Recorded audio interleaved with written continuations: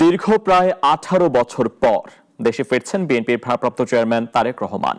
এই প্রত্যাবর্তনকে ঘিরে রাজধানী ঢাকা সহ দেশ জুড়ে বিএনপি নেতাকর্মী ও সমর্থকদের মধ্যে বিরাজ করছে উৎসব মুখর পরিবেশ। আগাম সংবর্ধনাকে কেন্দ্র করে 300 ফিটে জমায়েত আর স্লোগানে মুখর হয়ে উঠেছে পুরো এলাকা। নেতা আসছেন এই এক খবরেই উৎসবের রঙে রঙিন বিএনপির রাজনীতি।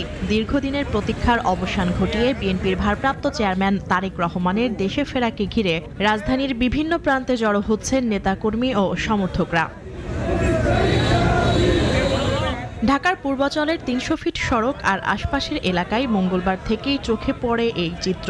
দেশের বিভিন্ন জেলা থেকে আগেভাগেই ঢাকায় এসে অবস্থান নিয়েছেন বিএনপির নেতাকর্মীরা। সমর্থকদের অনেকেই জানান 2 দিন আগেই তারা ঢাকায় চলে এসেছেন। মা মাটি ডাকছে, তারেক রহমান আসছে, তারেক রহমান ভয় নাই, রাজপথ ছাড়ি নাই, এমন স্লোগানে মুখরিত পুরো এলাকা। নেতাকর্মীদের মতে তারেক রহমানের এই প্রত্যাবর্তন বিএনপির রাজনীতিতে নতুন করে উদ্দীপনা তৈরি করছে।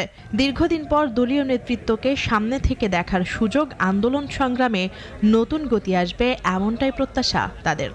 নেতার ভালোবাসা উপভোগ করার জন্য, এক নজর দেখার জন্য আমি 4টি পার্টি সবকিছু নিয়ে এখানে এসেছি। সবাইকে নিয়ে আমরা এখানে স্লোগানে মুখরিত হচ্ছি, ভালো লাগতেছে। আমাদের মনে হচ্ছে আজকে একটা ঈদের দিন।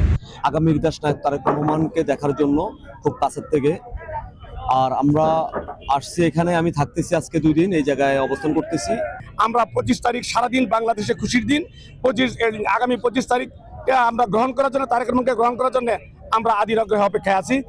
111 সরকারের সময় 2008 সালে কারাগার থেকে মুক্তি পেয়ে চিকিৎসার জন্য সপরিবারে যুক্তরাজ্যে যান তারেক রহমান।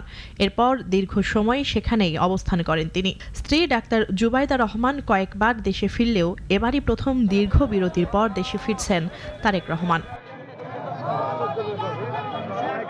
সব মিলিয়ে একজন রাজনৈতিক নেতার প্রত্যাবর্তন নয়, বিএনপির নেতাকর্মীদের কাছে এটি এক নতুন অধ্যায়ের শুরু হিসেবেই দেখা হচ্ছে। মুনিয়া চৌধুরী, নাগরিক, ঢাকা।